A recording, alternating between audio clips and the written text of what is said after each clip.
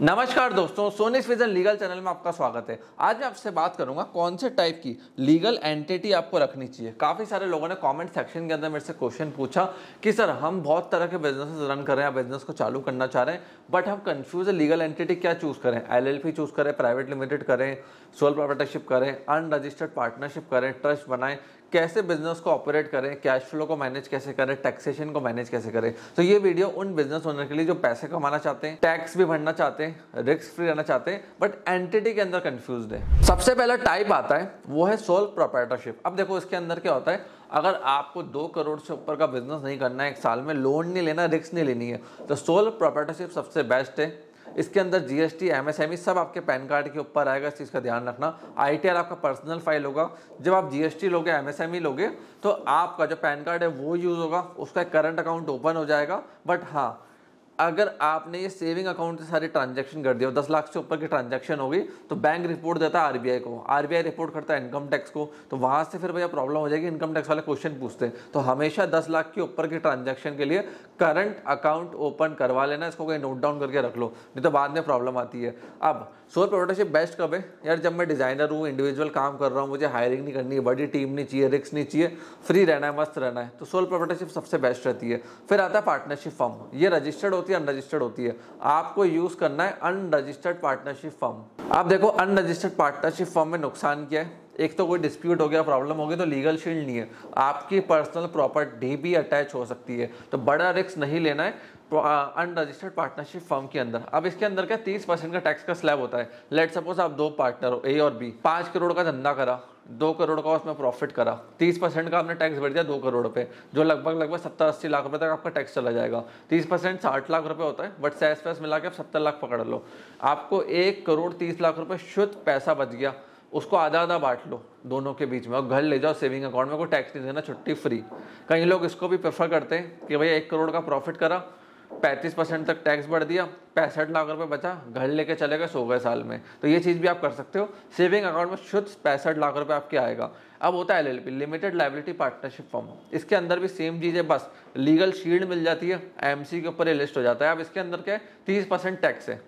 30% tax में आपका क्या है, भरा एक बार आपने सेस वैस भरा, जैसे अगर 10 करोड़ कमाए तो आपका 3.5 करोड़ रुपए चला गया, तो मोटा मोटा आप 6.5 करोड़ 6 करोड़ घर में शुद्ध लेकर आ सकते हो विदाउट पेइंग। मतलब आपने टैक्स भर दिया, वो शुद्ध आपका हो गया है, उस पर कोई टैक्स नहीं देना। कुछ भी करो, शेयर मार्केट में डालो, म्यूचुअल फंड में डालो, बॉन्ड खरीदो, FD करो, सब आपका।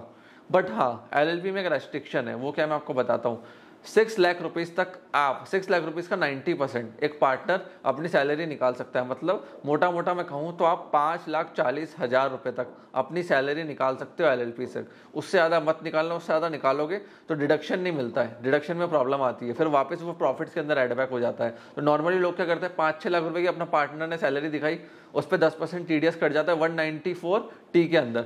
उसके बाद फिर वो पूरे प्रॉफिट्स पर टैक्स भर के फिर पैसा लेकर आते हैं, क्योंकि पहले ही आपने निकाल लिया तो डबल टैक्सेशन की मार पड़ेगी। पहले तो 10% आप TDS दे रहे हो, फिर वही पैसा आपके प्रॉफिट्स में ऐड हो रहा है, तो 30% अलग से, 5% सरचार्ज अलग से, तो टैक्सेशन बढ़ जाता है। इस चीज़ का ध्यान रखना। अब प्राइवेट लिमिटेड में क्या है, इसके अंदर देखो 22% से लेकर 25% के बीच में टैक्स है। मतलब 1 करोड़ कमाया, 25% दिया, 75 लाख रुपीज़ शुद्ध आपका, मतलब अराउंड 75%। अब इसके अंदर आप क्या कर सकते हो, ऐसा डायरेक्टर 10% TDS कटवा के सैलरी निकाल सकते हो, सेविंग अकाउंट में ले सकते हो। और आप चाहो कि सारा पैसा मैं उसी के अंदर छोड़ दूँ, प्राइवेट लिमिटेड के अंदर, क्योंकि देखो क्या होता है, प्राइवेट लिमिटेड में 100 करोड़ है, 25% टैक्स भरा, 75 करोड़ मेरा, वही का 100 करोड़ मैं सेविंग में लेकर आ गया। तो पहले 10% TDS, 90 करोड़ तो यहाँ बचा।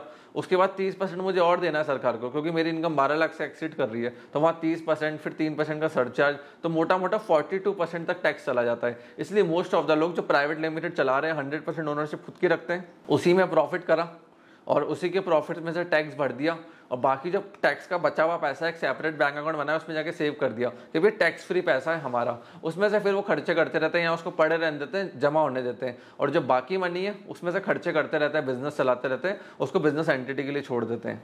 अब एच का बनानी चाहिए। ये देखो एच क्या एक टैक्स सेविंग का एक और वो है फॉर्मूला है या फिर टैक्स मशीन है, क्योंकि इसका पैन कार्ड अलग बनता है।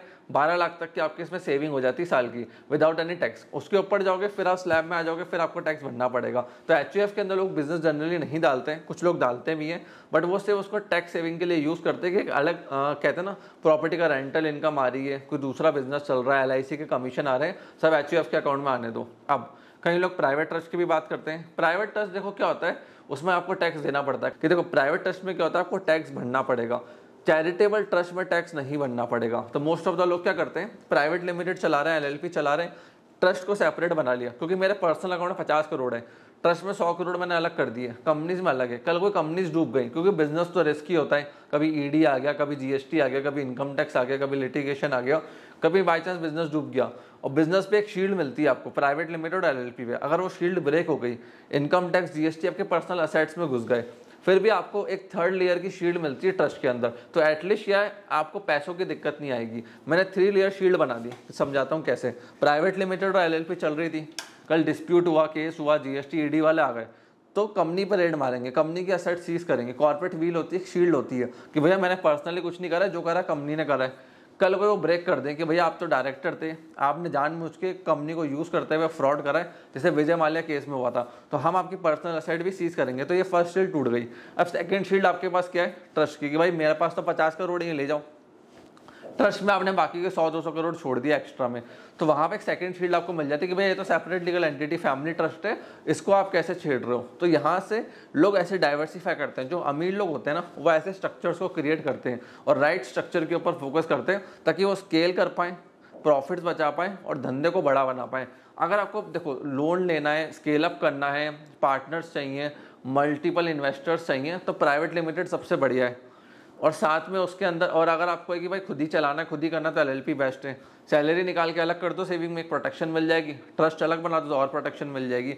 सो फ्रेंड्स, अगर आपको स्केल अप करना है, SME IPO तक जाना है, ESOP फंडिंग सब चाहिए, तो प्राइवेट लिमिटेड तो करना ही पड़ेगा। Without that scale up possible नहीं है। छोटा मोटा धंधा है, अनरजिस्टर्ड पार्टनरशिप फॉर्म या सोल प्रोप्राइटरशिप, थोड़ा और बड़ा है तो LLP कर लो, और बहुत बड़ा करना है तो प्राइवेट लिमिटेड कर लो, और फंड्स का, पैसों का प्रोटेक्शन चाहिए तो एक ट्रस्ट फॉर्मेशन कर लो, ताकि आपको लाइफ टाइम दिक्कत ना आए। फ्रेंड्स, मैं आशा करता हूँ इस वीडियो से आपके डाउट सॉल्व हुए होंगे। मैं डेली ब्लॉग्स भी लिखता हूँ, sonisvision.in के ऊपर जाके आप ब्लॉग सेक्शन में चेकआउट कर सकते हैं। या कोई डाउट, क्वेश्चन, ऐसा कुछ भी आपके मन में है, कमेंट सेक्शन ओपन है, कमेंट सेक्शन में कमेंट करके आप मेरे से पूछ सकते हैं। आपने इस वीडियो को यहाँ तक देखा, हम लोगों को सपोर्ट दिया, उसके लिए धन्यवाद।